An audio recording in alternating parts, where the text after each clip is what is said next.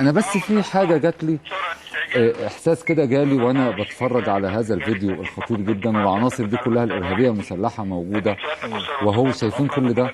انا نفسي اتحدى واطلب من قناه زي قناه الجزيره انها تذيع الفيديو ده. الانتقائيه في الاعلام بقى اللي بتذيع وبتبث اللي هي عايزاه. قناه مغرضه بيديرها جهاز مخابرات واجهزه مخابرات، اتحدى انها تذيع وتكثف اذاعه هذه المشاهد وتناقش بقى، تطلع تناقش بقى وتقول لنا ده ارهاب ولا ده تظاهر سلمي. ده جماعات مسلحه بتهجم على الاقسام وتضرب نار عشوائي. انت شفت الراجل اللي هو بالجلباب الابيض ده بيضرب عشوائي من بندقيه بيقتل، واخو لقاء السودان ما هو مات من طلقه عشوائي زي ده، او اتضرب او قنص. هو معلوماتي ان هو طلع في البلكونه بتاعت بيتهم علشان يشوف ايه اللي بيحصل، واعتقد كان بيصور فخد طلقه في رقبته مات في ساعتها شاب. طبعا الله يرحمه ويرحم الجميع. والحسين ابو ضيف مات كده، زميلنا الصحفي الحسين ابو ضيف مات بالاستهداف بالقنص لانه صور الاخوان وهم بيعملوا ده. فانا عايز اقول للجزيره اللي هي انا في رايي الشخصي انها اكبر مؤامره اعلاميه في التاريخ العربي. عايز اقول لهم ما تذيعوا ده، تعالوا ناقشوا ده واتكلموا، قولوا بقى في ده، مش انتوا اعلام موضوعي واعلام حر.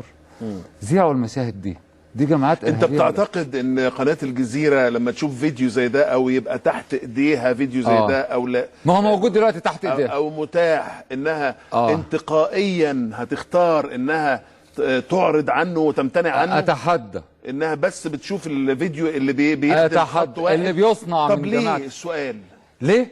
لان دي مش قناه اعلاميه، لان دي اسمها مؤامره مخابراتيه معموله من قطر والغرب واسرائيل بتديرها. وانا عايز اقول لك على معلومه وانا مسؤول عنها. ماشي؟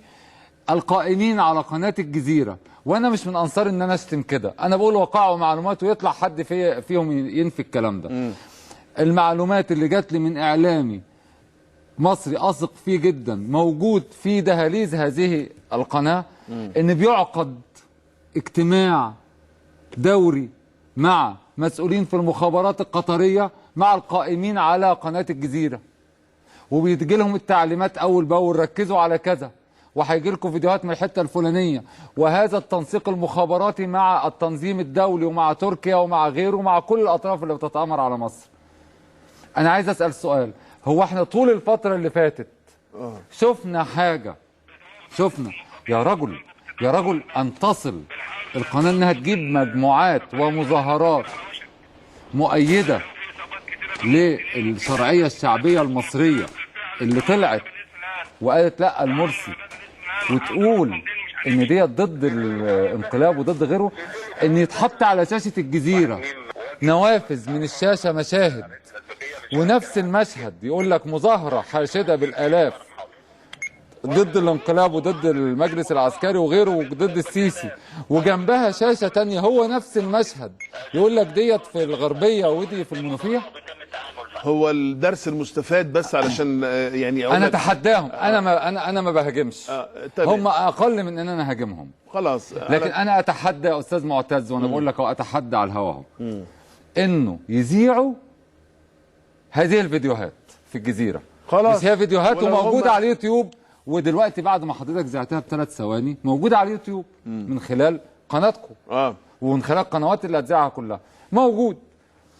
ذيع وناقش وقول قول لي مين دول.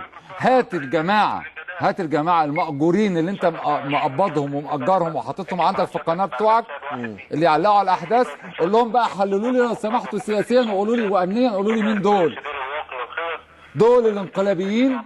ده الجيش المصري، دي الشرطه المصريه، ده الشعب المصري اللي خرج في 30 يونيو، ولا دول ارهابيين وعناصر من حماس وجنسيات مختلفة جايين وبيقبضوا وبيتمولوا وهو الضرب العشوائي اهو؟ هيرد عليك يقول لك ما نعرفش مين اللي مصور الكلام ده، والمصدر ده مصدر من داخل الداخلية، والقنوات الخاصة يعني ليها اجندتها ضد التيار الاسلامي. ده اسم مش في القاهرة، مش في الأزبكية، ده في كينيا ولا في نيجيريا والناس اللي وده اللي المولوتوف ده واللي بيضرب نار لابس جلباب وبيضرب نار في وسط الشارع، ده واحد من موزمبيق